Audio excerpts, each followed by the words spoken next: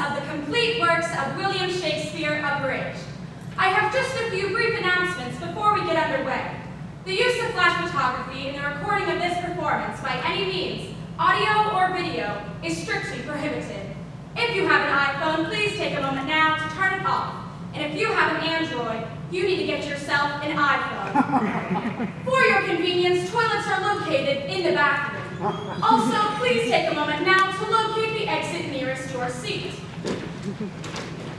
Should the theater experience a sudden drop of pressure, oxygen masks will drop automatically. Simply place the mask over your nose and mouth and continue to breathe normally. If you're at the theater with a small child, please place your own mask on first and let the little bugger fend for himself. Thank you, crew. Allow me to introduce myself. My name is Mary Sedovich, and it gives me great pleasure to announce that we are about to attempt a feat that we believe to be unprecedented in the history of civilization. That is, to capture, in a single theatrical experience, the magic, the genius, the towering grandeur of the complete works of William Shakespeare. Now, we only have an hour and a half, and this book weighs about 6 pounds. That means we have to get through 8 ounces every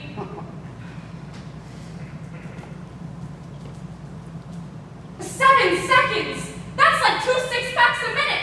So we better start drinking. And no one knows more about Shakespeare and alcohol than the gentleman I'm about to introduce. One of the world's preeminent Shakespearean scholars.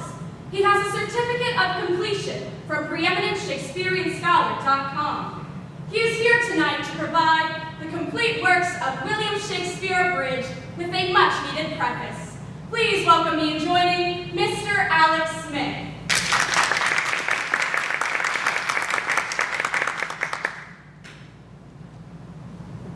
Thank you, Mary Sedovich, and greetings, ladies and gentlemen. William Shakespeare, playwright, poet, actor, Stratford's proudest flower, transplanted to the heart of the English countryside to bask in the warmth of London's literary greenhouse. A man who, despite the ravages of male pattern baldness, planted the potent seed of his poetical genius in the fertile womb of Elizabeth's England. There it took root and spread through the lymphatic system of Western civilization until it became the oozing carbuncle of knowledge and understanding that grows even today on the very tip of our collective consciousness. And yet, how much do we intellectually flaccid members of the 21st century appreciate the plump fruit of Shakespeare's productive loins? How much? Let's find out, shall we, Mary? Mm-hmm. Bob, may I have the house lights, please? Now, you are a theater-going crowd, obviously of above average literary sensibility. And yet, if I may just have a brief show of hands, has anybody ever seen or read any play by William Shakespeare at all? Any contact with the bard whatsoever? Just raise your hands. Mary, we're screwed! What? I think they know more than we do! But you're an eminent Shakespearean scholar. No, I'm preeminent! Okay, then be preeminent. Yes. All right. Has anybody ever seen or read All's Well That Ends Well?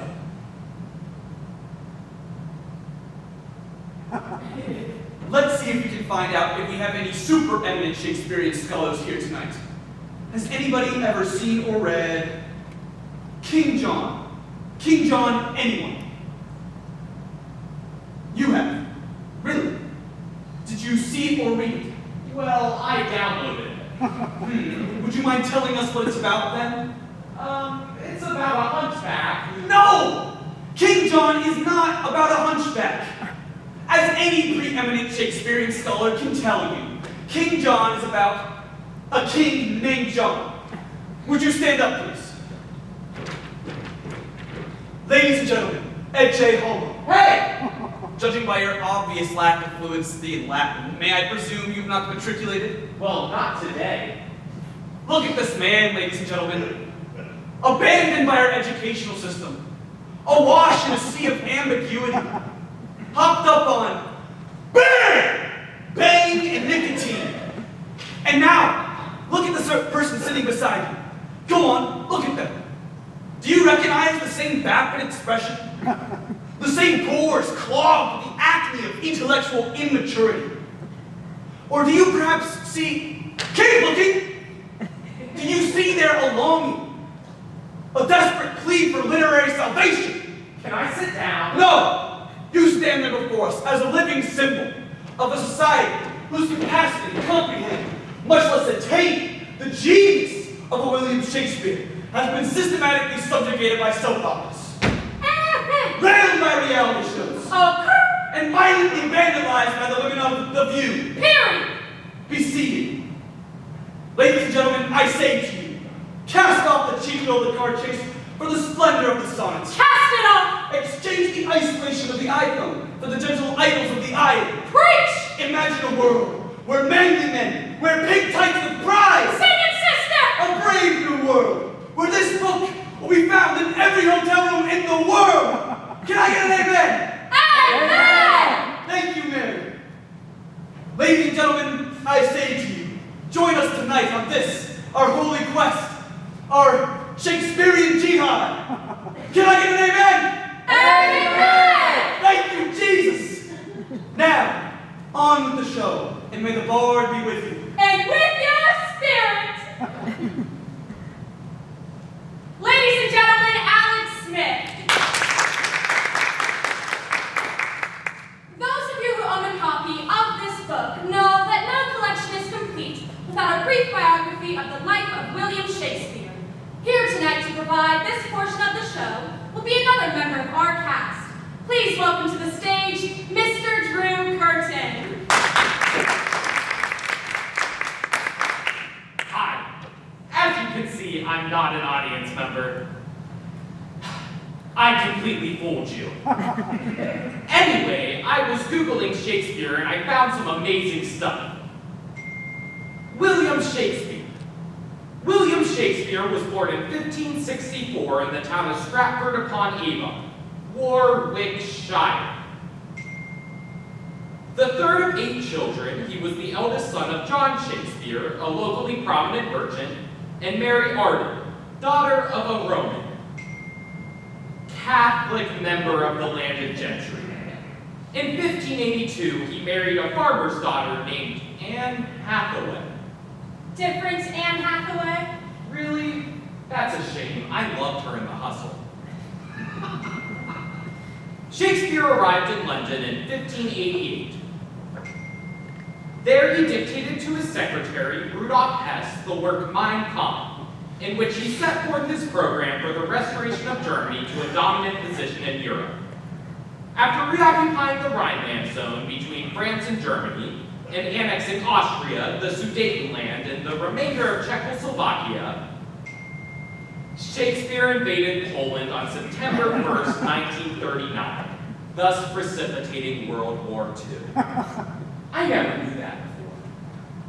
Shakespeare remained in Berlin when the Russians entered the city and committed suicide with his mistress, Eva Perot. He lies buried in the church at Stratford, though his head is frozen in a holding tank in Glendale, California. Thank you. Now, without further ado, we are proud to present the complete works of William Shakespeare, Abridged.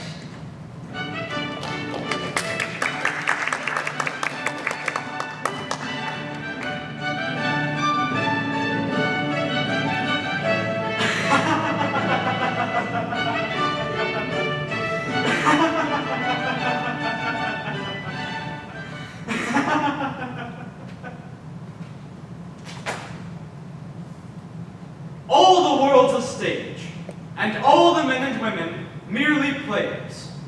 They have their exits and their entrances, and one man in his time plays many parts. One man in his time plays many parts. How true! Ladies and gentlemen, where better to begin our exploration of the complete works of the greatest of all English playwrights than in Verona, Italy, with one of his most beloved plays, Romeo and Juliet. Our talented cast will be attempting to portray all of the major character roles in Romeo and Juliet, while I fill in with bits of narration. After extensive textual research and analysis, we have decided to begin our abbreviated version of Romeo and Juliet with the prologue. Two households, both alike in dignity. In fair Verona, where we lay our scene, From ancient grudge, break to new mutiny.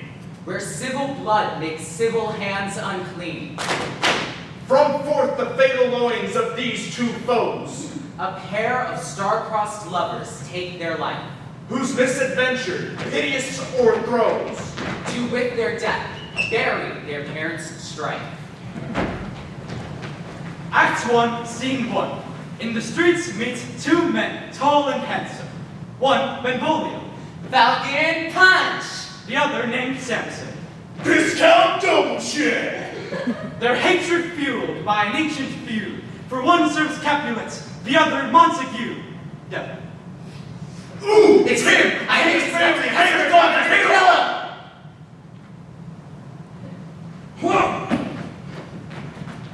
Do you bite your thumb at me, sir? You, sir? No, sir. I do it by my thumb. Do you bite your thumb at me, sir? You, sir? No, sir. Do it by my thumb. Do you wish to quarrel, sir? Quarrel, sir? No, sir. But if you do, I shall have you, for I serve as good a man as you. No better. Yes, better. You lie!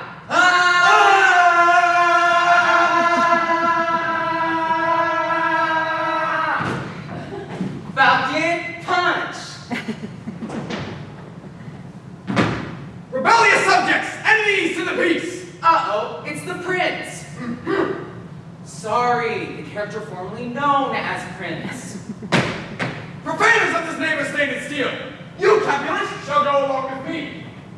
Benvolio, come here this afternoon to know our private pleasure in this case. Oh, where is Romeo? Saw you him today? Right glad I am he was not at the stray. But see, he comes. Romeo, he cried, I'll know his grievance or be much denied. Good morrow, cuz. Is the day so young? But you struck 9. I mean, sad hours seem long. What sadness lengthens Romeo's hours? Not having that which having makes them short. In love? Out. Out of love? Out of her favor, where I am in love. Alas, that love, so gentle in his view, should be so rough and tyrannous in proof. Alas, that love, whose view is muffled still, should without eyes see pathways to his will. Whoa! Go ye to the feast of Capulets. There sups the fair Rosalind, whom thou so lovest, with all the admired beauties of Verona. Go thither and compare her face with some that I shall show, and I shall make thee think thy swan crow. None fairer than my love. There's free beer. Let's go! So much for Act 1. Now to the Feast of Capulets, where Romeo is doomed to meet his Juliet, and where in a scene of timeless lore, with Juliet, Romeo will try to score.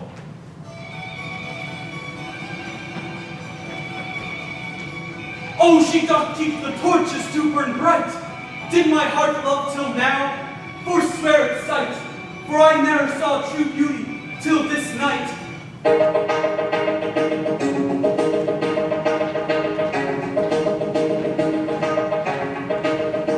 If I profane with my worthiest hand this holy shrine, the gentle vine is this. My lips two blushing pilgrims ready stand, to smooth as rough husband tender kiss. Good pilgrim, you do wrong your hands too much, whose mannerly devotion shows in this. For saints have hands and pilgrims' hands to touch, and palm to palm as holy palmers kiss. Have not saints lips and holy palmers too? I, pilgrim, lips as they must use in prayer. Oh, then, dear saints, let lips do what hands do. Saints do not move, though prayer for her sake. Then move not with my prayer's effect I take. Then from my lips the sin that they have took. Sin from my lips, oh trespass sweetly urge, give me my sin again. Oh, stop! I want to kiss you, Alex! Julia, it's in the script. No, I'm not kissing you. No, Come on. I'm not kissing you. Ah! Oh!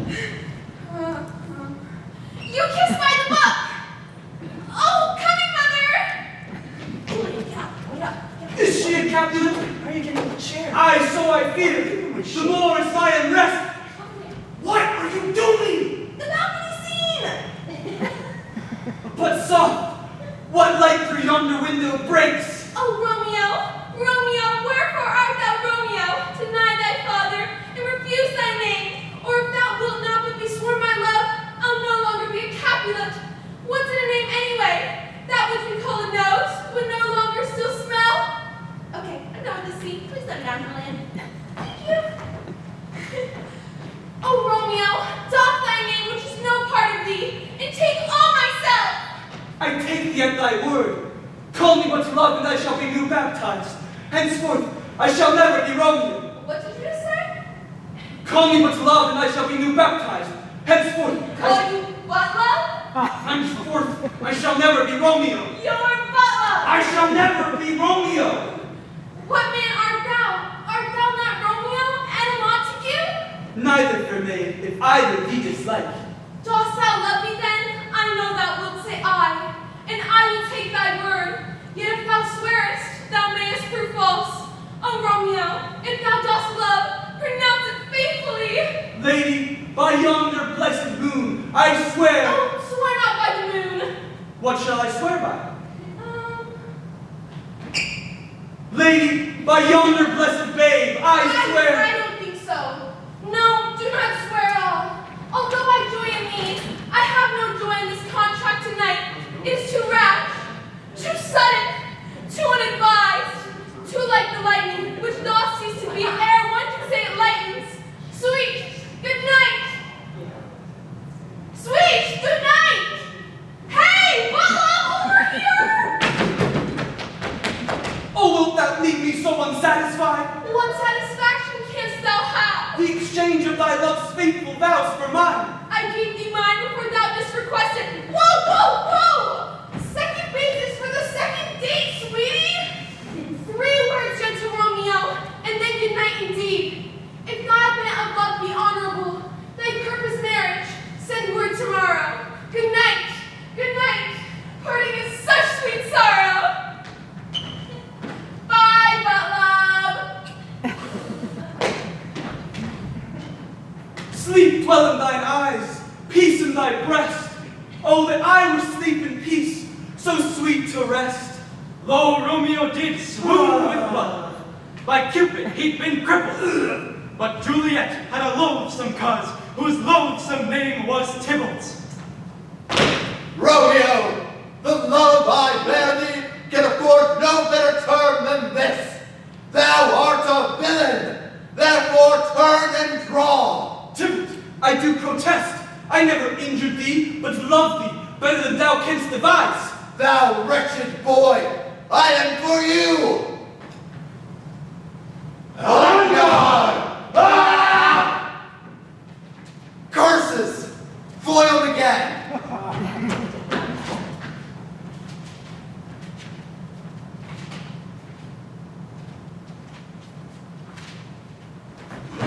What do we do now? I don't know, he skipped all this stuff. Go to here. Okay. Moving right along, from Tybalt's death onwards, the lovers are cursed, despite the best efforts of friar and nurse. Their fate pursues them. They can't seem to duck it. And at the end of Act 5, they both kick the bucket.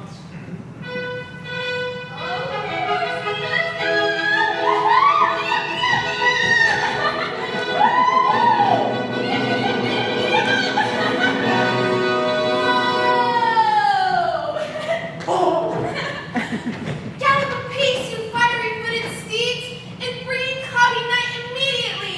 Come, civil night, come loving night, come Romeo thou day and night, come loving black-browed night. Oh, night, night, night, night, night. Come, come, come, come, come. I didn't write it. And bring me my Romeo. Oh, it is my nurse. Hello, nurse. Now, nurse, what news? Alack, good day, he's gone, he's killed, he's dead. Can heaven be so envious? Romeo, Romeo, whoever would have thought it? Romeo, what devil art thou to torment me thus? This torture shall be roared in dismal hell. The trumpets sound the general doom. Tybalt is gone and Romeo vanished. Romeo that killed Tybalt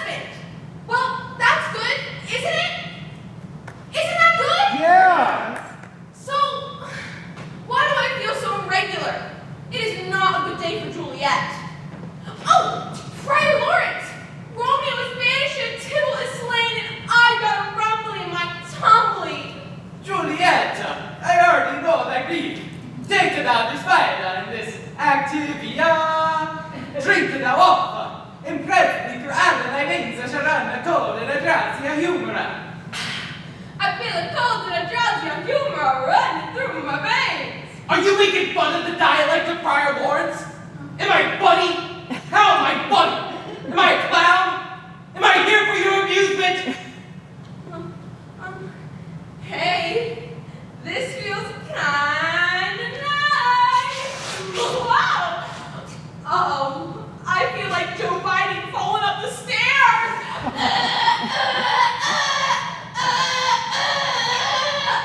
Wow. Told you I saw one.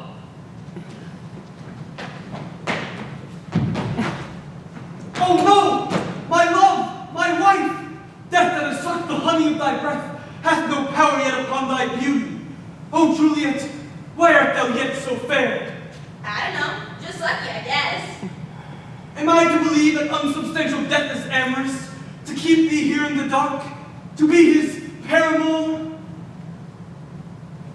Here's to my love.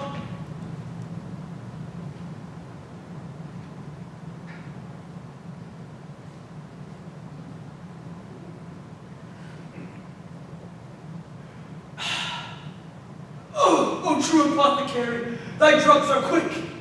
Thus, with a kiss, I die. Oh, no. Thus, with a kiss, I die.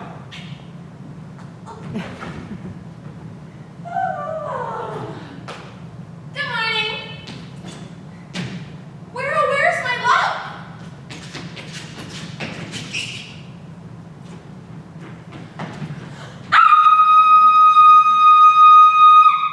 What's this? A cup closed in my true love's hand? Hath poison been his timeless end? Oh, churl, I get on and left no friendly drop to help me after, then I'll be brief. Oh, happy dagger, this thy sheath.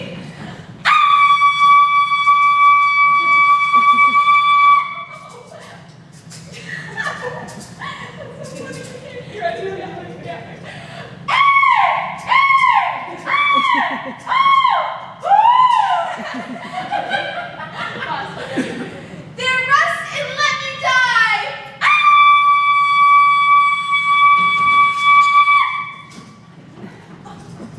The end. Epilogue. A glooming peace this morning with it brings. The sun for sorrow will not show its head. Go forth and have more talk of these sad things. Some shall be pardoned and some punished. For never was there a story of more woe than this of Juliet and her Romeo.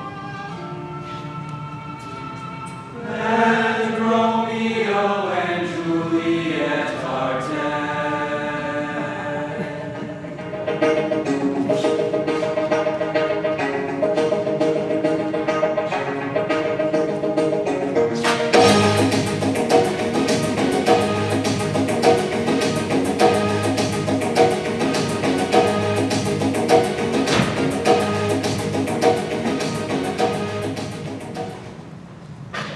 Ladies and gentlemen, in preparing this unprecedented, complete work show, we've encountered this problem: how to make these musty, 400-year-old plays accessible to a modern audience.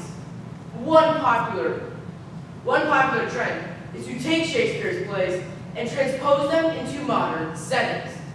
We've seen evidence of this, with Shakespeare's plays being set in such bizarre locations as the lunar landscape, Nazi concentration camps, and even Cleveland.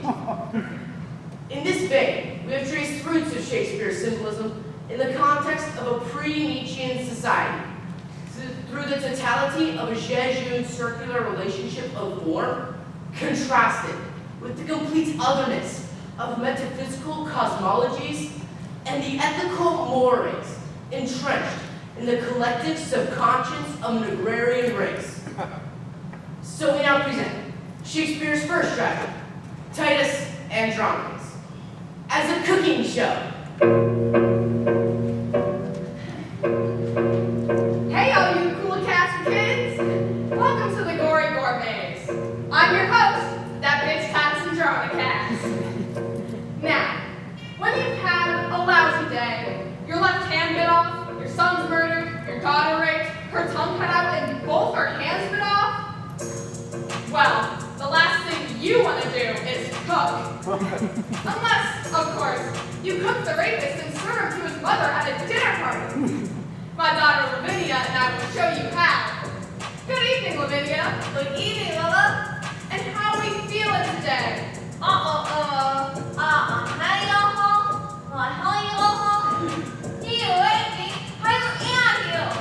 I know. It's a pisser, but we'll get our revenge, won't we? Now hark, villain. I will grind your bones to dust, and of your blood in it, I'll make a paste. And of the paste, a coffin I will rear and make a pasty of your shameful head. Come, Lavinia, receive the blood. First of all, we want to make a nice, clean incision from carotid artery to jugular vein.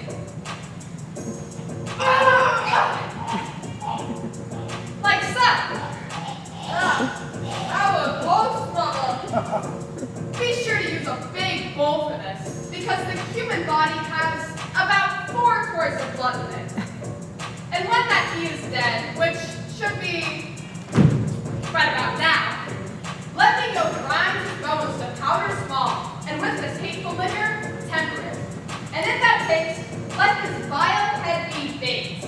At about 350 degrees, and 40 minutes later, you have this lovely human head pie, which I prepared earlier.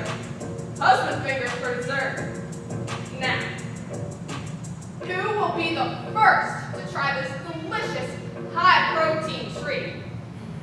Welcome, gracious Lord. Welcome, dread Queen. Will't please you eat? Will't please you feed? It's finger like a gun.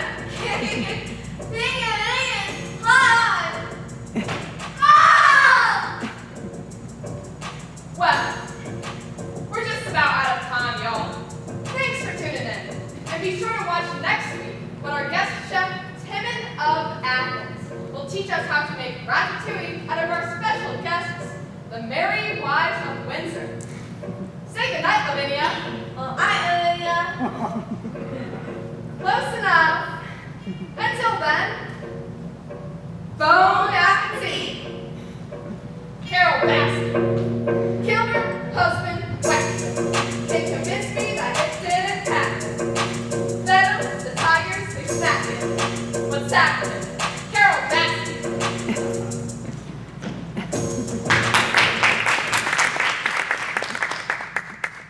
I hope no one was too offended by Titus Andronicus. Shakespeare's a young writer seems to have gone through an early bloody guts period. No doubt, if he were alive today, he'd be in Hollywood working on Titus Andronicus 9, Just Desserts. But we shall now move on to explore the genius evident in some of Shakespeare's more mature plays, as we present the dark and brooding tragedy of Othello, the Moor of Venice.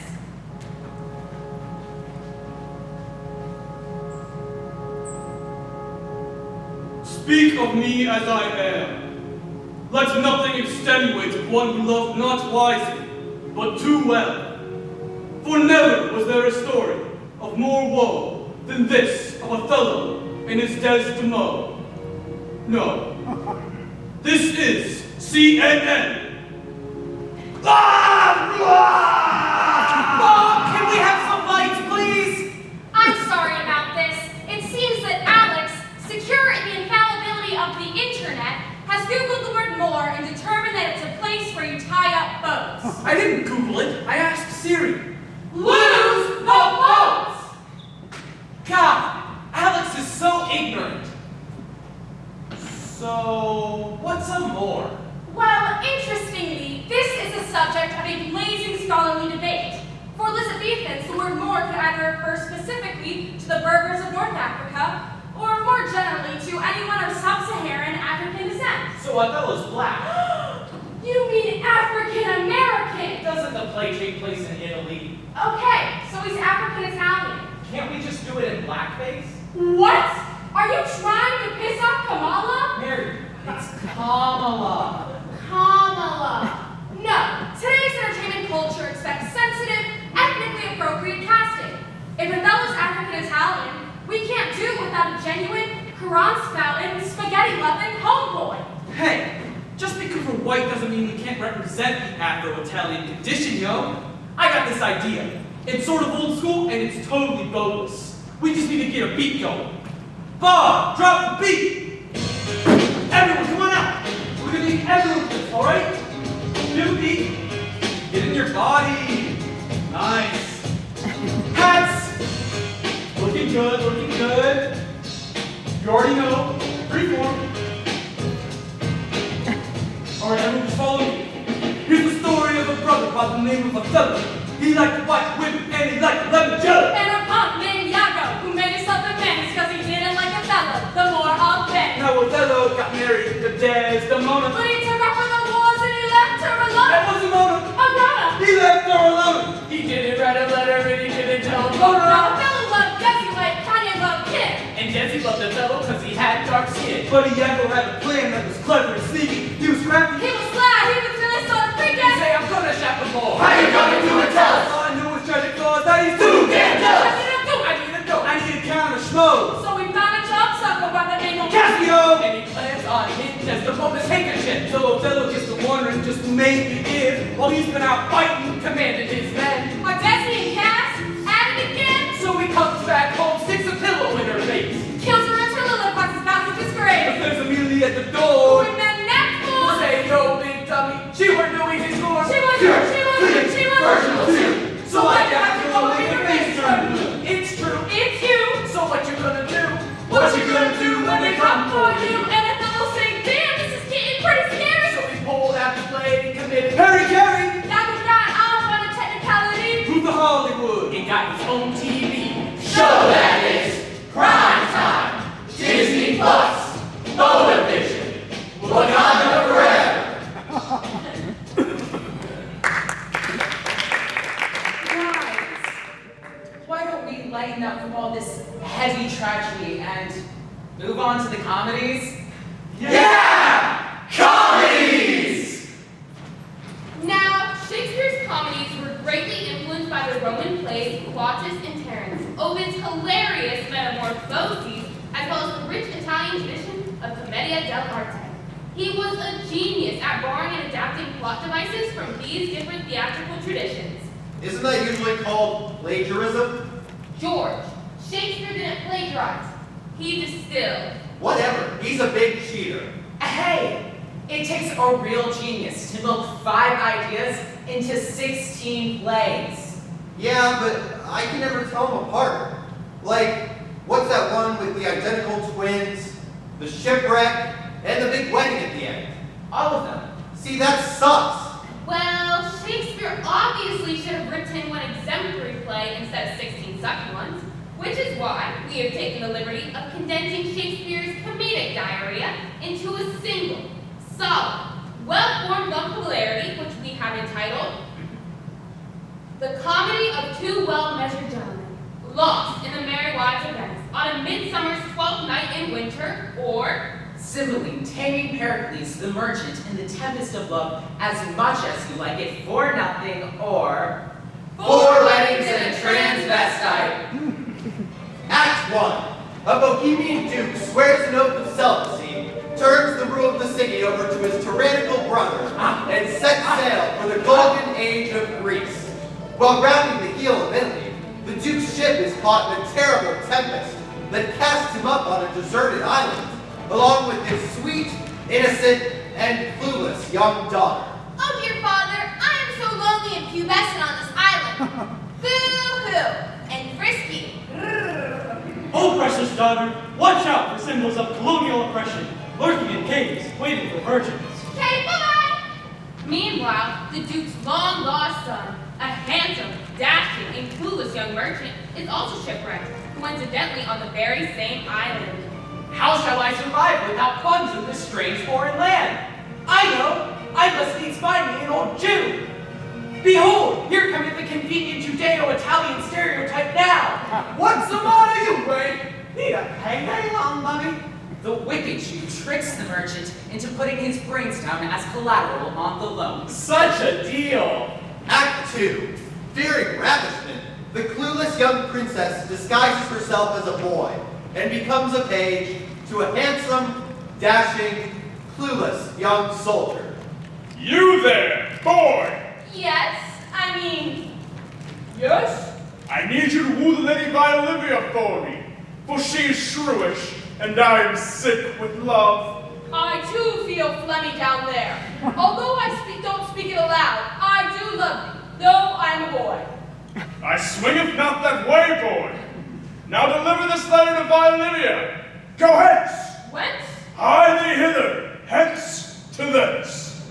Act 3. The beautiful, virginal, and clueless young princess arrives in man-drag to woo the Lady Olivia. It is I, the bitchy shrew Olivia. Come hither. Whither? Hither from thither.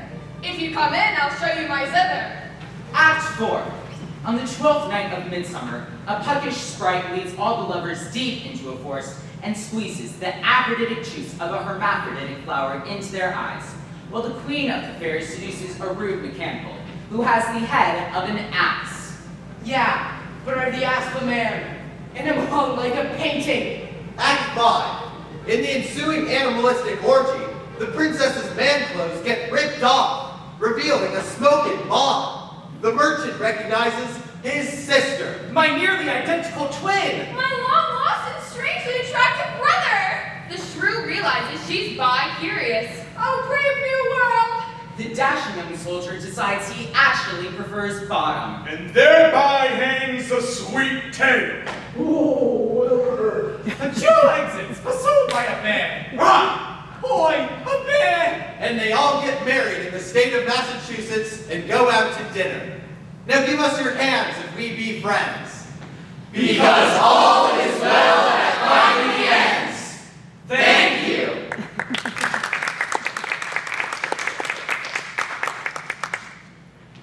Dude, I had no idea Shakespeare was so weird. 16 plays in 5 minutes. Not bad. But if we're going to get out of here before midnight, we have to get back to the tragedies. Tragedies! Tragedies! Interestingly, we've discovered Shakespeare's comedies aren't nearly as funny as his tragedies. That is so true, Drew. You know what's funny? The Scottish play. Oh yeah! Man, shh! Don't say it. Why not? Because it's cursed. It's bad luck to say the name of that show in a theater unless you're performing it. That's why we refer to it as the Scottish play. But we are performing it. And besides, there's nothing remotely Scottish about it. It's all in the performance, Alex. It needs to be done so that you can see the heaven ripping on the highlands. Whoosh! Feel the cold summer breeze wafting up your kilt. Woo! And smell the vomit steaming in the alley outside the pub. Good idea. Kilts. Aye! Whiskey. Aye! Vomit! Aye! Ladies and gentlemen, we now present our authentically Scottish production of Macbeth.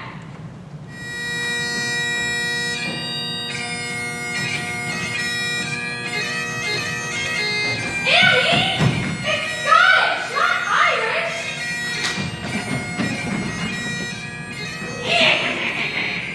Double, double, toil and trouble.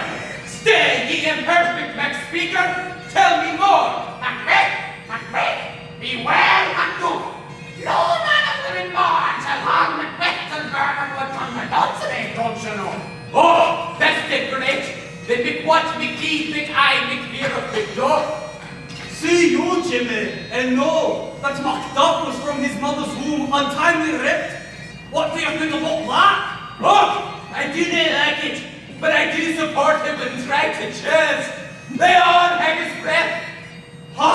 Macbeth, you killed me wife, you murdered me wee bairns, and you did a poop in me soup. Oh, I did it. Aye, you did. I had to throw half of it away.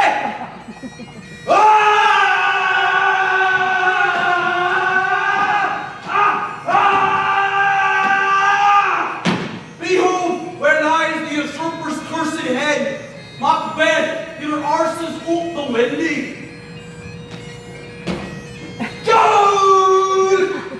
And no, that never was there a story of more blood and death than this, oh Mr. and Mrs. Macbeth. Thank you.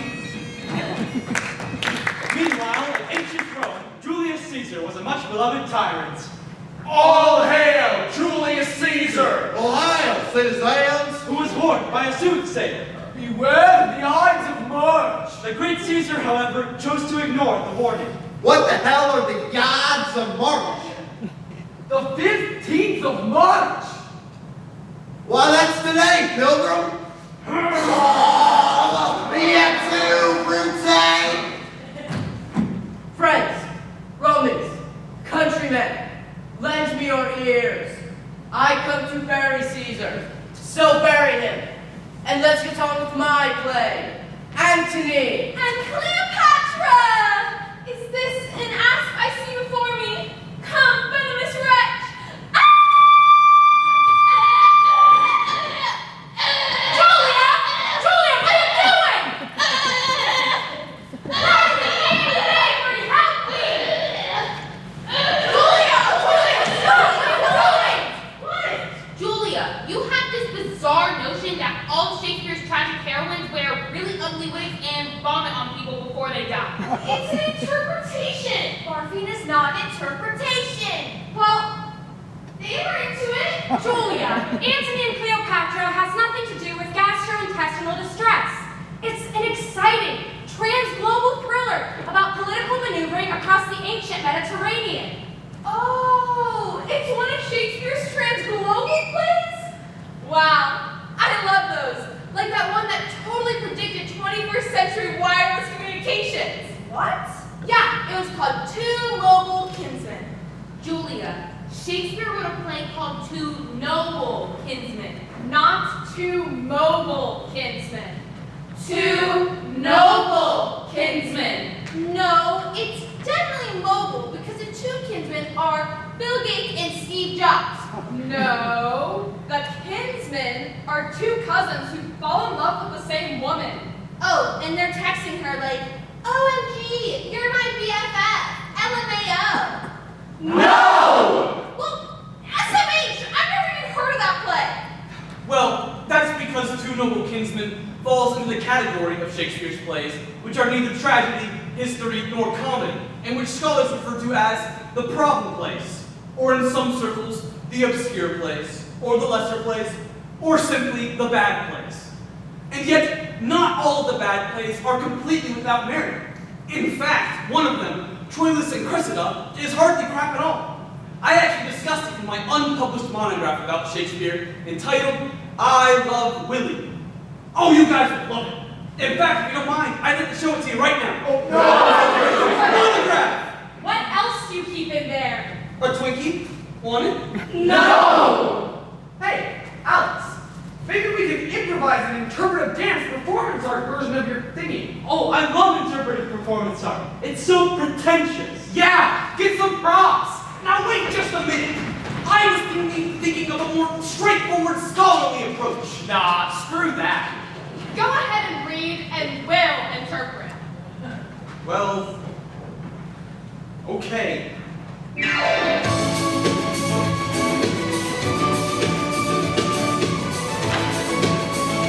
Troilus and Cressida was written in 1603, published in Quarto in 1604, and appears in the first folio, although this version is some 166 lines longer than the second Quarto edition of 1645, which is some 166 lines shorter. Ladies and gentlemen, my monograph has nothing to do with Abba's the Dancing Queen. Isn't there something in there about the plot? Plot? Of course I got the plot. Right here in the footnote on page 29. Troilus, youngest son of Priam, king of Troy. Okay, you be Troilus, Yes! and you be the king. Okay, great. Loves Cressida, I'll get the wig. and has arranged with her uncle Pandarus for a meeting. Although she feigns indifference, she is attracted to him. I have to feign indifference? Yeah. Meanwhile, Agamemnon, the Greek commander, has surrounded the Trojans. Agamemnon! Boring! This is the kind of stuff that kids hate to study in school because it's so boring. Yeah, like as soon as you said Agamemnon, I was asleep. No, I'm sorry, guys, but I promise them I'm not going to dry, boring, vomitless Shakespeare. You don't even know these people.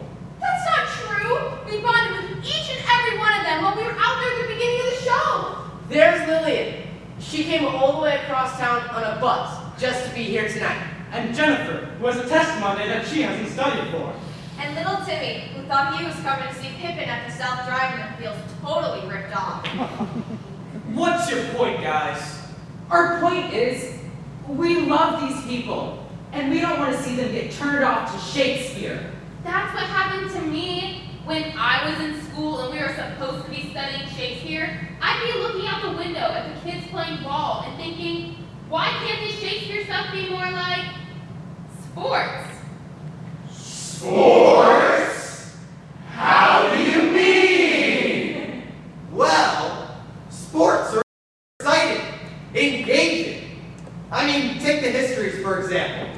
With all those kings rushing up and down the field, knocking each other off, the throne passing from one guy to the next. It's exactly like football. But you do it with a crowd. Hey, they are kind of similar, aren't they? I think I have a whistle in here for Okay, line them up.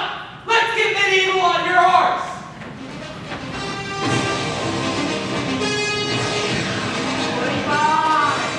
42, Henry III, Richard IV, part 1, part 2, part. And the crown is snapped to Richard II, that well-spoken 14th century monarch.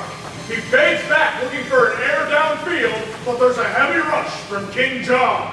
My gross flesh sinks downwards. The crown is in the air, and Henry VI comes up with it. Victory is mine. But he is hit immediately by King John. Oh no! He's cutting Henry VI into 3 parts. That's gotta hurt. This could be the end of the War of the Roses cycle. John is in the clear. My soul hath elbow room. He's at the 40. The 30. The 20. Oh no, he's poisoned at the 10-yard line. Looks like he's out for the game. Replacing him now, number 72, King Lear. To Reagan and Goneril I hand off my kingdom. Cordelia, you go long. There's a penalty marker. Fictional character on the field. Lear is disqualified, and he is not happy about it. Bastards! Lining up now is a father-son duo of Henry IV and Prince Hal. Center snaps the quarterback. Quarterback gives it to the hunchback. Looks like Richard III flip is getting in trouble. A horse! My kingdom for a horse! There's a pile above the field. Fumble! And Henry VIII comes up with the crown. He's on the 15, the 10. He stops at the 5-yard line to cut off his wife's head. Who's your dad? Touchdown for the Red Rose! You gotta believe this is the beginning of a Tudor dynasty. Ready? Okay. Henry V, Richard III, the whole royal family is breaking absurd, especially Meghan. Go Wonder Pets! Yay! Can I have some house lights, please? Alex, can I borrow your program for a second? Alex, what are you doing? I just want to check the list of plays. I think they might have done them all already. Really? Yeah. See, we did all the histories just now. The comedies were a lump of hilarity. Okay, so that leads to tragedies. We did Pikes and Andronicus with all that blood. Romeo and Juliet we did. Julius Caesar, Troilus and Cressida, right? We wrapped Othello. Lear was in the football game. Macbeth we did with Scottish accents. What about Antony and Cleopatra? Oh yeah, I think that guy over there. Right. Tim and the Backwoods I mentioned. Coriolanus. Let's skip it. Why? What's the matter with Coriolanus? I don't like the title. I think it's offensive. That's it, right? That's all of them. Wow! Great! Looks like we can let you guys go a little early. Hey, no! You guys! Look! Hamlet! Oh man. Shakespeare did not write Hamlet. Sure he did. Then what's it about? You know, the young prince struggling with his conscience after his uncle murders his father. Alex, that's the Lion King. Ladies and gentlemen, 36 plays down, 1 to go. Perhaps the greatest play ever written, a play of such lofty, poetic, and Now wait philosophical... just a minute, Mary. Hamlet is a serious, hardcore play, and I'm just not up for it right now. What do you mean? It's the last one. I know, it's just that football game left me emotionally and physically drained. I don't think I can do it justice. We don't have to do it justice. We just have to do it. I don't want to do it. Look, Alex, our show's called The Complete Works of William Shakespeare. Okay, Jamie, so we'll change it to the complete works of William Shakespeare, except Hamlet. That is the most ridiculous thing I've ever heard. Alex, I think the audience would like to see it. What do you say? Do you want to see Hamlet? Okay, fine, we'll do Hamlet. Yeah. Without me. If you guys feel so strongly about it, then you do it. I'm gonna go hang out with them. Alex. I can't do this. She's my friend. She's not gonna do it, right? Alex, come back here. Don't. You can't make me do it. Alex, come on. Stop. Come on. Come on. Come on. Can't make me do it. Alex. Alex, don't let go. You're all I have in the world. Alex, let go. Okay. Just don't touch me. Here's your program. Sorry, it got kind of trashed. Right. We'll start off with the guard scene. We'll need Bernardo and Horatio. Gotcha. We'll need Rosencrantz and Guildenstern, too. Nah, they got their own play. We could just skip them. Where are you going? I'll do it. Fine, but I think it's gonna turn them up like theater. Get back here, you Shakespeare weenie!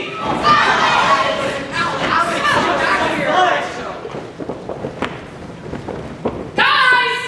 Hello! You know, the cast is usually much faster than Alex. Want to hear a joke? Okay, I got one. Why did the golfer bring an extra pair of pants? Why? In case he got a hole in one. It's a good one. I got an idea. I'll be right back.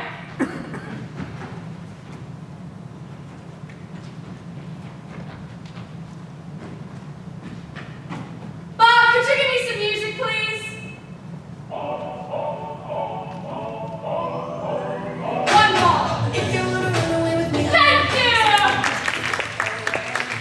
I had a premonition that we fell into a rhythm where the music don't stop for life. 2 balls. Glitter in the sky, glitter in my Thank you.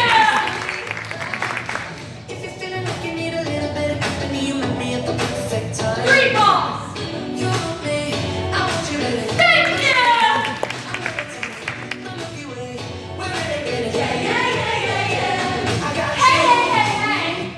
Whose phone is ringing? I thought I told you to turn your phones off.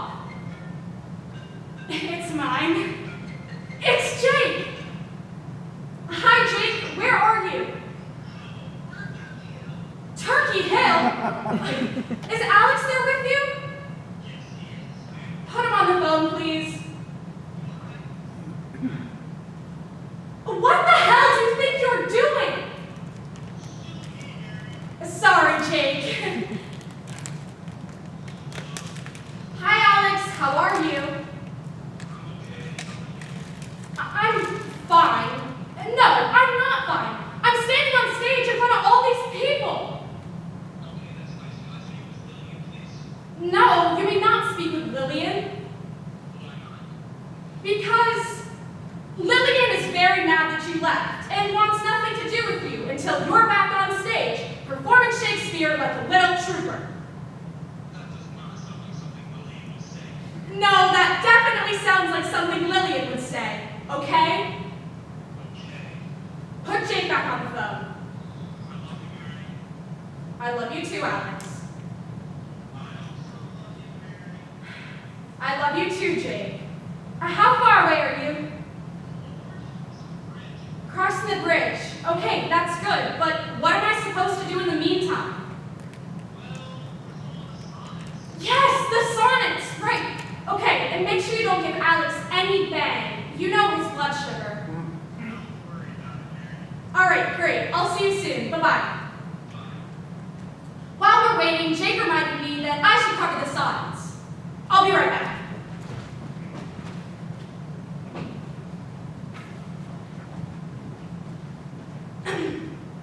Shakespeare wrote 154 Shakespearean sonnets. We've condensed them onto this 4x6 card, and I was thinking what we could do is maybe pass them on the audience. Like if we start right here with you. You take it, read it, enjoy it, then pass it to the person next to you, and so on down the row. And you pass it to the person behind you, and we'll go back and forth and back and forth, and forth and back, forth and back. By the time it gets back to you, the cash should all be back. So, here we go. Ready? Can we have some house lights, please? Ladies and gentlemen, Shakespeare sonnets. That first one's really good.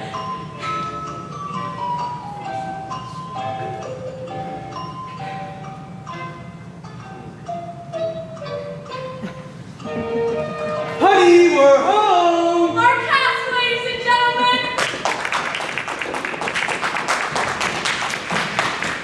We're back and ready to do Hamlet! Woo! H-E-L-M-E-T! H-E-L-M-E-T! What's that spell? Helmet. Yeah! I gotta put on my helmet! Woo! H-E-L-M-E-T! You gave him bang, didn't you? No, I told Alex that if we did Hamlet, then I'd take him to Arby's. We have the meats. 4 sandwiches. Well, whatever. You guys go backstage, get it together. I'll stay out here and do the intro. I bet Lawrence Olivier doesn't have to do this. Well, not anymore, anyways. Right, where were we? The 36 plays down, 1 to go. Bob, could you set the scene for perhaps the greatest play ever written in the English language? Yeah, okay. Bob!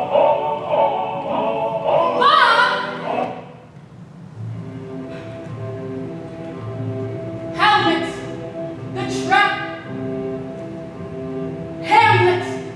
the tragedy of the Prince of Denmark. The place, Denmark. The time, sometime during the 12th or 13th century, give or take. The battlements of Elsinore Castle. Midnight. 2 guards enter.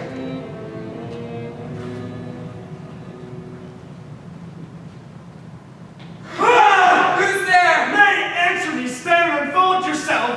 Long live the king. Bernardo? He, 'tis new struck 12. Get thee to bed, Samson. Horatio. Horatio. For this relief, much thanks. Well, good night. Peace! Breakfield, look where it comes! Mark it, Horatio. It would be spoke to. What art thou? By the heavens I charge thee, speak!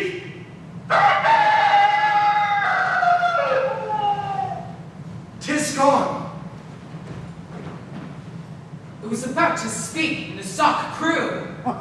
Break we our watch up, and by my advice, let us import what we have seen hereunto. Hamlet, Prince of Denmark! Oh, that this too solid flesh would melt, thaw and resolve itself into a dew. That it should come to this but 2 months dead, so loving to my mother. Frailty, thy name is woman. Yeah, you. Married with mine uncle, my father's brother, the funeral baked meat did coldly furnish forth the marriage tables. My lord, Samson, Horatio! Methinks I see my father. Where, my lord? In my mind's eye, Horatio. My lord, I think I saw him yesternight. Saw who? The king, your father, The king? My father? But where was this? upon the platform, where we watched. 'Tis very strange. I will watch tonight. Perchance 'twill walk again. All is not well. Would the night were come. The air, by truth, it is very cold. Look, my lord, it comes. Angels and ministers defend us. Something is rotten in the state of Denmark. Mark me! Speak, I am bound to hear. So art thou to revenge when thou shalt hear. If ever thou didst thy dear father love, revenge is foul in most unnatural murder. Murder!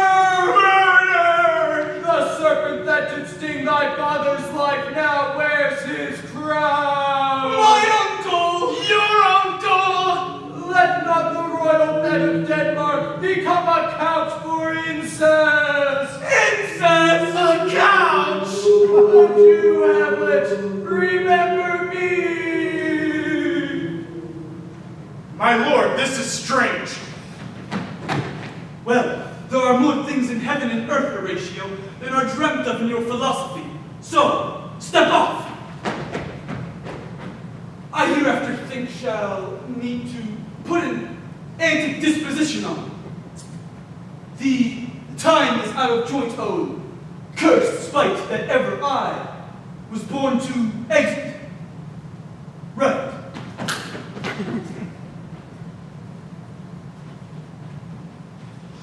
Neither a borrower nor lender be.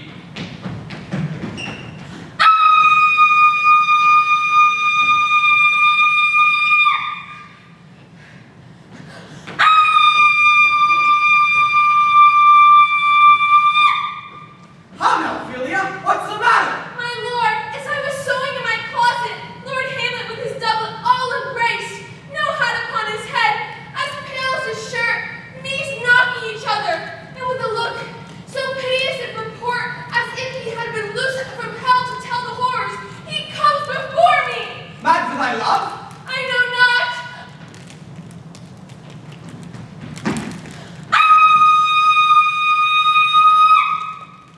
Why, this is the very ecstasy of love. I have found the cause of Hamlet's lunacy. Since brevity is the soul of wit, I will be brief. He is mad. Look you where the poor wretch comes reading. Away, I do beseech you. How does my good Lord Hamlet? Well, God have mercy. Do you know me, my lord? Excellent, well, you are a fishmonger? What do you mean, my lord? Words. Words. Words. Though this be madness, yet there's method in it. Daddy, the players are here, and they say they want to do a play within a play, and I don't know what that means, so you better talk to them right away. My lord, I am but mad north-northwest. When the wind is southerly, I know a hawk from a handsaw. I'll have these players play something like the murder of my father before my uncle. I'll observe his looks.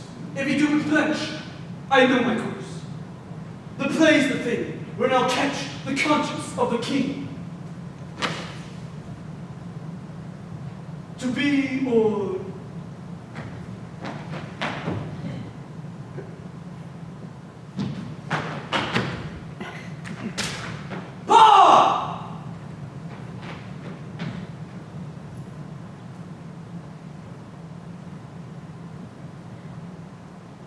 to be or not to be, that is the question. Whether 'tis nobler than mine to suffer slings and arrows of outrageous fortune, or to take arms against a sea of troubles, and by opposing end them to die, to sleep, perchance to nap, to doze, to snooze, to... Too much is too much, I can't do it! Bob! Lights, please! What's wrong? What happened to your speech? They were laughing at me! They weren't laughing at you, they were laughing adjacent to you. No! That woman was laughing at me! No, don't worry about her. That's Jennifer and she's on Prozac. She laughed at me, just like they laughed at Chloe! Ladies and gentlemen, this is a heavy-duty emotional speech, and frankly, Alex hasn't been feeling himself lately. Chloe! Who's this Chloe he keeps going on about? I don't know. I mean, there's that whiny Khloe Kardashian from KUWTK. She is not whiny. She's going through hell. She has that baby with Tristan, and everyone says she looks different in every picture. And her stepdad's a woman, and she'll never be as pretty as her sisters. And you guys don't even care. Alex, you watch KUWTK? Maybe. Wait a minute, all that stuff you mentioned about killing our televisions and embracing the bar, that was all BS? No. Alex, you're not really a preeminent Shakespearean scholar, are you? I mean, I guess I didn't. Are you? I'm not even post-eminent. But you took that course. I didn't finish it. I saw your certificate. I made it in Snapchat. We don't even know who you are. I thought the world of Shakespearean scholarship would be all big bottoms and lip fillers. But it's not. It's full of folios and quartos and quatrains and ibits. So cold. But when I'm in Calabasas, and everyone's so hot, and thick, and plastic, and paid for doing absolutely nothing, Chloe! Well, I hope you're really proud of yourself. Sorry, folks. Looks like we're gonna have to skip the to be or not to be speech. We can't skip to be or not to be. It's the most famous speech in all of Shakespeare. It's overrated. Overrated? Think about it. Hamlet's supposed to be killing his uncle, and suddenly he's talking about killing himself. Where did that come from? It completely weakens his character. It makes it more complex. The layers give it meaning. The layers make it sucky. All those long speeches with big words nobody understands. Like, what's that one that goes, I have of late, but wherefore I know not. Lost all my mirth, foregone all custom of exercise. And indeed, it goes so heavily with my disposition that this goodly frame, the earth, seems to me a sterile promontory. This most excellent canopy, the air, look, you, this brave or hanging firmament, this majestic roof, fretted with golden fire. And it appears to me no more than a foul and pestilent congregation of vapors. What a piece of work is man! How noble in reason, how infinite in faculty, in form and moving, how express and admirable. In action, how like an angel. In apprehension, how like a god. The beauty of the world, the paragon of animals. And yet, to me, what is this quintessence of dust? Man delights, not me. Hey, that didn't suck! That was beautiful, Mary. See, you guys? That speech is emotional and intellectual. The two can exist side by side. Like Bruce and Caitlin? No! So, when I play Ophelia, I could add some layers. That would be appreciated. She's not all screams and vomit, you know. There's something going on inside her pretty little leg. Oh, I get it. Ophelia's complicated. I bet in the Get Thee to a Nunnery scene, she's probably thinking stuff and feeling stuff, like all at the same time. In fact, let's do that scene real quick. Whoa, whoa, whoa! You can't just rush all those layers. If Ophelia is that complex, we need to peel open her brain like an onion. Ooh, that's gross. No, that's great. Julia, you're actually having a rare moment of lucidity. We can explicate Ophelia's id, ego, and superego. Do a sort of Freudian analysis. Yeah, a Floridian analysis. We can divide Ophelia's brain into 3 different parts. I'll play Ophelia, but I need one of you to play the id. Hey, I can't play Ophelia's id. I'm already playing Polonius. And I play Laertes. And the play within a play scene's coming up. We're overbooked!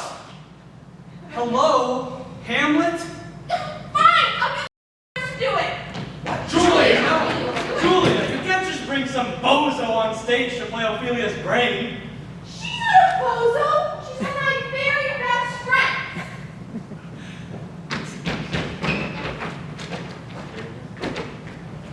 You can stand right here.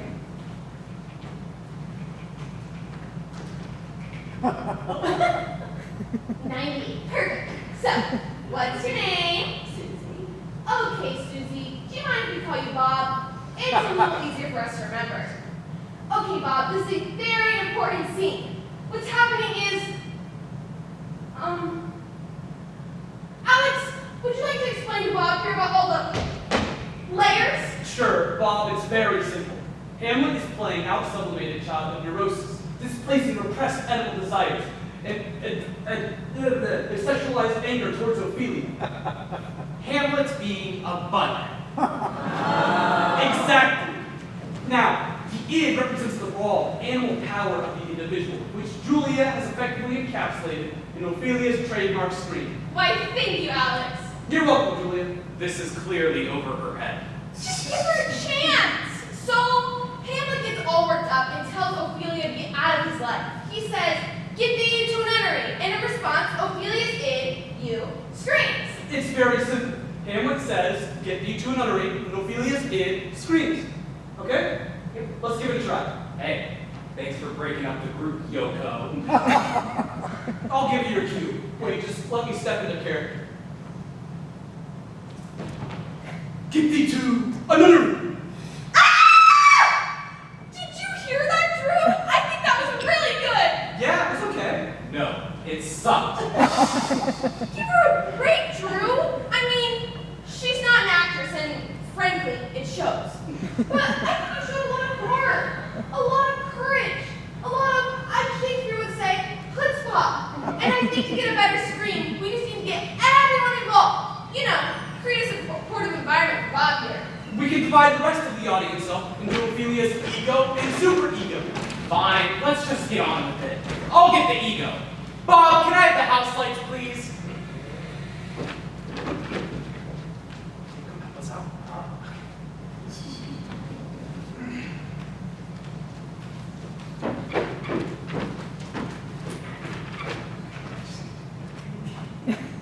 97.8, we're good.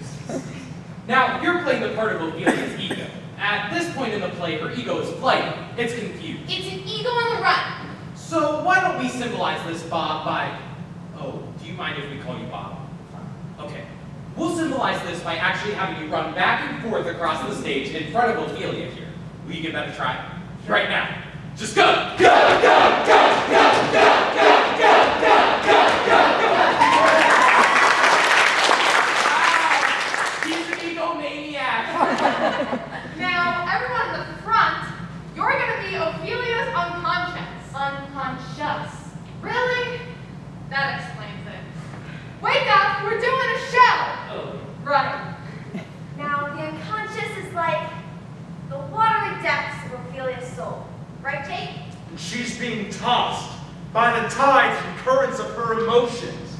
So everybody right here in the front, raise your hands in the air and wave them back and forth, sort of undulate, and say, Maybe, maybe not. Maybe, maybe not. But you, what was your problem? You were not participating with the rest of the group. You know what that means, don't you? You're gonna have to do it All by yourself. okay, hands in the air. Don't worry, nobody's looking. And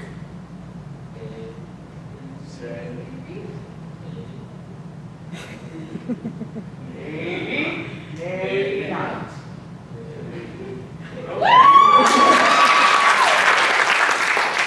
Still a lot of love in this room. I feel something. Now, let's get the rest of the theater to be Ophelia's superego. The superego is that jumble of voices inside your head that dominate your moral and ethical behavior. It's very powerful, very difficult to shake. Some people never shake it in their entire lifetime. Sort of like Catholicism. Let's divide superego into 3 parts. Everybody over here, you're Section A. And everybody in the center, you're Section B. And everybody all the way over there, you're Section C. Correct. Awesome. Now, Section A is the masculine part of Ophelia's brain. The voices of all the men in her life that have been holding her back. We'll use Hamlet's line for this. I'd like you to say, "Get thee to a nunnery." Let's try it. Section A, get thee to a nunnery. Section A, that was awful. Come on, people, work with us on this. We want it very loud, very strident. Section A, get thee to a nunnery. Yes, much less totally pathetic. Okay, Section B, let's make you the voice of Ophelia's inner hope. Freud would call it the libido. Whatever. The libido is the part of Ophelia that wants to get it on with Hamlet. So you're saying to her, look, do something with yourself. For God's sake, put on some makeup or something. No offense. In fact, there's a great line about makeup that's straight out of the Shakespearean text. Why don't we have him say, paint an inch thick? Perfect. Give it a try. Section B. Paint an inch thick. Section A, you could learn something from Section B. Now, Section C, you're the most important layer of them all. We are going to use you to make Ophelia relevant to the 21st century. Interesting. So maybe she wants power, but she doesn't want to lose her femininity. Maybe she wants to be a corporate executive, but she also wants to raise a family. Yes, she's tired of being pushed around and she just feels like saying, look, cut the crap, Hamlet. My biological clock is ticking and I want babies now. So why don't we just have them say that? All right, yeah, Section C will have you say, Cut the crap, Hamlet. My biological clock is ticking, and I want babies now. I don't know about you, but I thought that was a fantastic C-section. So we're going to get all this Floridian stuff going at once. The ego, the superego, The unconscious. The masculine. The inner hope. The biological clock. Now, your job as an actress, Bob, is to take all these voices and put them deep within your soul. We're going to whip everyone up into a mighty frenzy, then stop everything all at once. All attention goes to you. And at that moment of truth, you let out a scream that epitomizes Ophelia's id. she can't wait. Okay, everybody, let's take a deep breath. Let it out. And remember, no matter what happens, Act natural. okay, start with ego. Ready, Bob? On your mark. Get set. Go! Go! Go!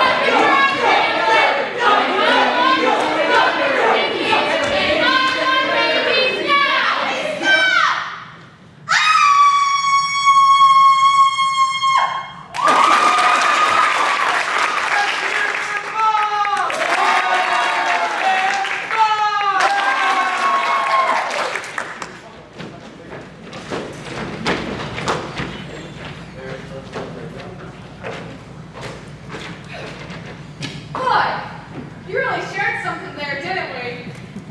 But we digress. Back to Hamlet.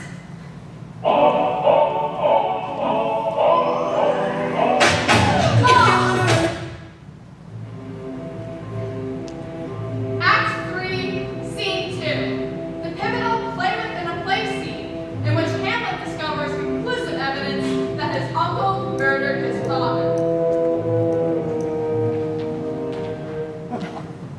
Now, speak the speech I pray as I pronounce it to you trippingly on the tongue.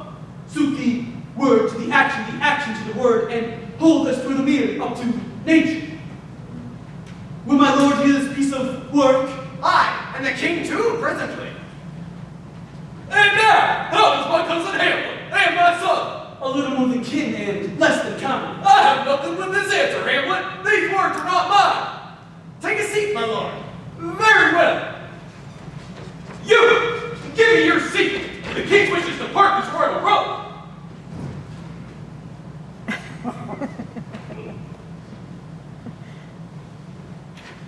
My lord, the Royal Theatre of Denmark is proud to present the murder of Gonzaga.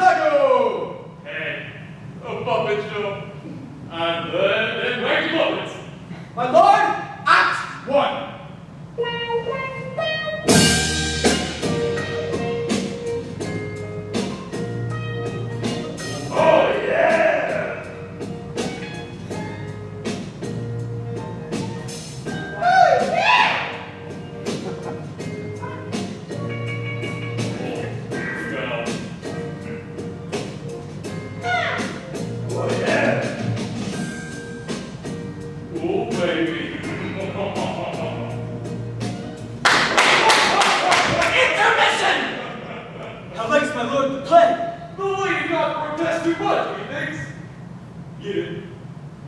Get it? She didn't get it. My lord, Act 2. Good. I'm on fire.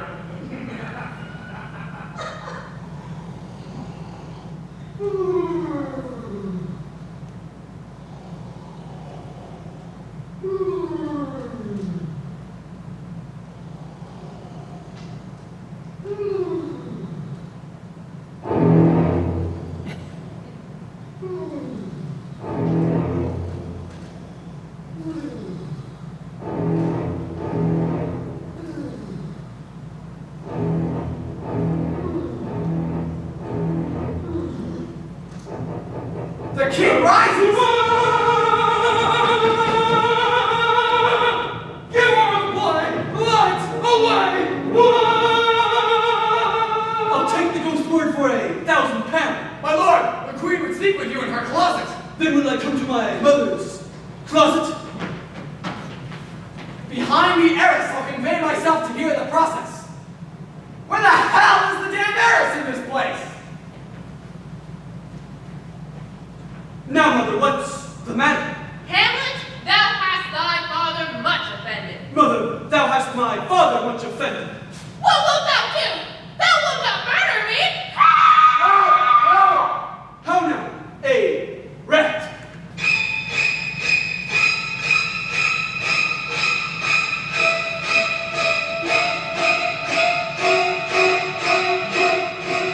Oh no! That will hurt!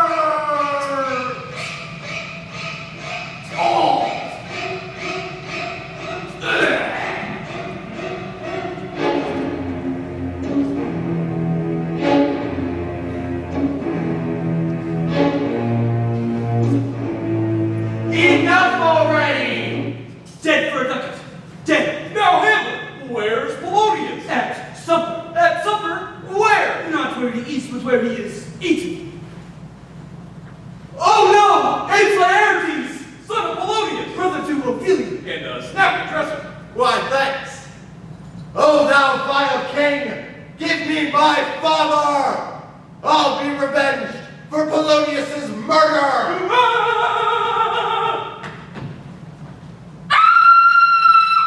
How now? What noise is this? Dear maid, kind sister, sweet Ophelia! Where is Julia? I don't know. She's downstairs. I'll go look for her. Julia! Julia! Julia, you're on! On! Go!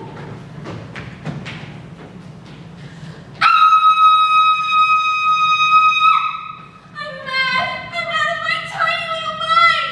See, Bob? This is acting. Here's rue for you, and rosemary for remembrance, and I would have given you violets, but they withered all away when my father died, you bastard! Uh-oh. I'm starting to feel a little nauseous! Hamlet comes back. George! What's the next scene with Ophelia? What? What's the next scene with Ophelia? There are no more scenes with Ophelia. Hamlet comes back. But I thought... Later now, I'm up for it!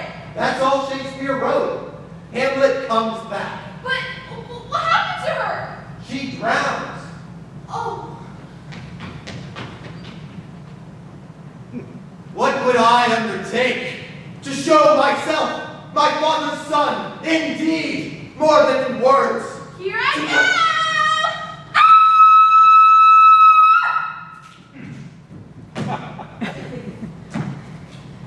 Ophelia, ladies and gentlemen, to cut his throat in the church. Aye, and to that end I'll anoint my blade with an unction so mortal that where it draws blood, no cataplasm can save the thing from that compulsion. I don't know what it means either.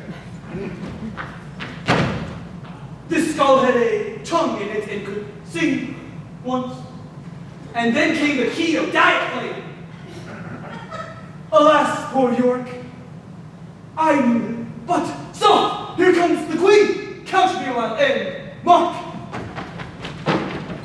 Lay her in the earth, and from her fair and unpolluted flesh may violets spring. Sweet to the sweet, farewell. Hold off the earth a while, till I have caught her once more in mine arms.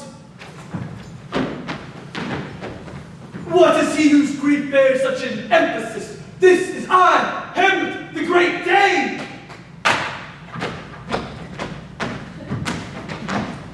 Gentlemen, Hamlet, Laertes! The devil take my soul!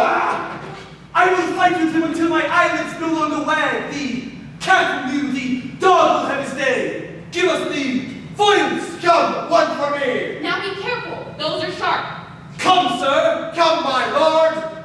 On guard! Quick, back, swish, bump, slice, back! Look! Haley's coming! Where? There! Ouch! One! No! Judgment! A hit! A hit! A very palpable hit!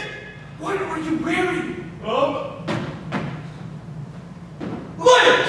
Hamlet! Here's to thy health! Drink off this cup! Nay, set it by a while, uncle, father, friar, whatever you are. On guard! Ah! Another hit? What say you? A touch I do confess. The queen carouses through thy fortune, Hamlet. Madam, do not drink. I will, my lord. I pray you pardon me. It is the poisoned cup. It is too late. Come for the third, Laertes. On guard! Blink, clank, swish, bump, slice, back! Blink, clank, swish, bump, slice, back! Blink, clank, swish, bump, slice, back! Blink, clank, swish, bump, slice, back! Allez! Blink, clank, swish, bump, slice, Touché! back! Blink, clank, swish, bump, A slice, pound! back! Blink, clank, Coup swish, on the bump, slice, cord! back! Blink, clank, swish, Crystals! bump, slice, back! Blink, clank, Halt! swish, bump. On guard! Ah! Mared! How does the queen? She swoons to see thee bleed. No! The drink! I am poisoned! Ah! Oh, villainy, treachery, seek it out! It is here, Hamlet. Here I lie, never to rise again. Here I lie, never to rise again. I can no more. The king's to blame. What the pointed venom to then? Venom to thy work. Here, thou incestuous, murderous, cross-dressing Dane. Follow my mother. Ah! Forgive me, Hamlet. I am justly killed by mine own treachery. Heaven, make thee free of it. I follow thee.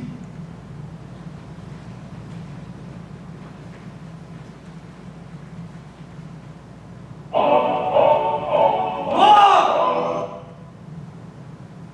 You that look pale and tremble at this chance, that are but mutes or audience to this act, if ever thou didst hold me in thy hearts, absent thee from felicity awhile, and in this harsh world draw thy breath in pain to tell my story. The rest is silence!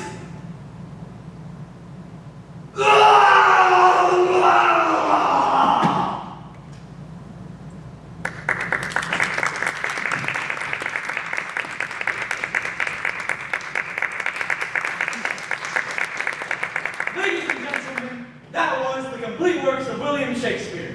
37 plays in 97 minutes. Guess what? We actually finished a few minutes early. Let's do Hamlet again. We don't have time. We cut the layers. Right. Ladies and gentlemen, you shall have An encore!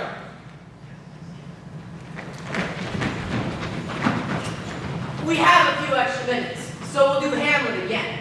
But I should make a few announcements. In case there are any children in the audience, there's a lot of crazy props flying around. A lot of sharp swords. It may all look like fun and games, but really, this is very difficult and dangerous. Please keep in mind that we are trained professionals. Do not try this at home. Yeah, go over to a friend's house. all the flesh would melt. My lord, I think I saw your father yesternight. Would the night will come.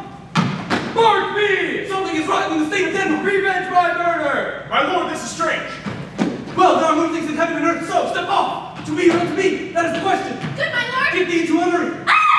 Now speak the speech, triply on the tongue. Give over the blood! I'll take the ghost word for 1,000 pounds. Now, mother, what's the matter? Thou wilt not murder me! How now, a rat?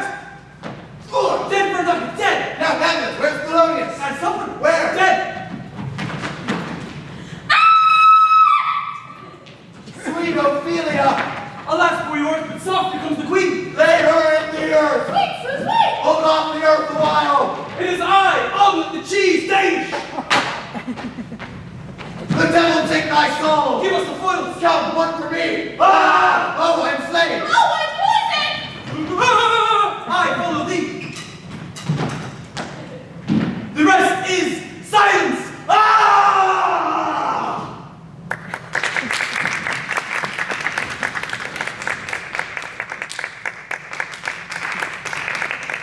How much time do we have left? 30 seconds. Ladies and gentlemen, we shall do it faster!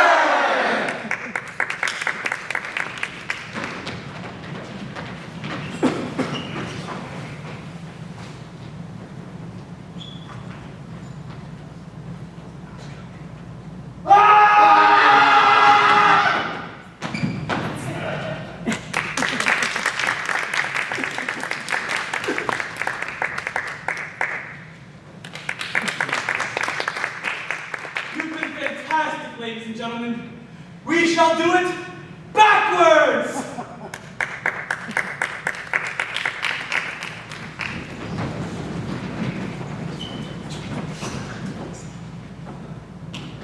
Be sure to listen to the satanic messages.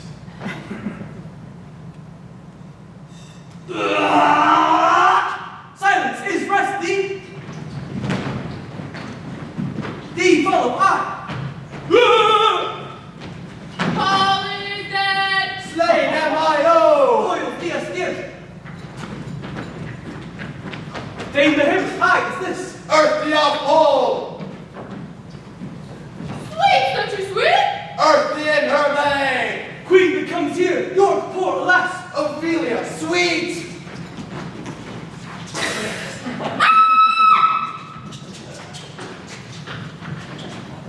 Father, why is where? Dead, Duncan, 8 for dead. Help! Help! Me murder not wilt thou, do thou will what? Matter the what's, mother, now.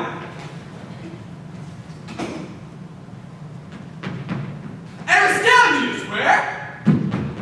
Frank Sinatra is gone.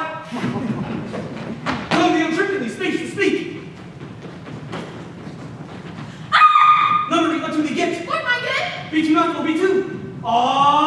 Step ratio, earth and heaven and things more are there. Strange is this, Lord mine. Ooh! Dead work of state being rotten is something.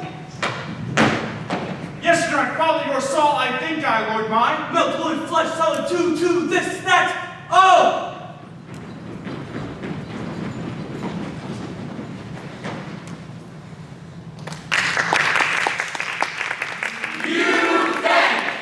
Thank you so much. Thank you.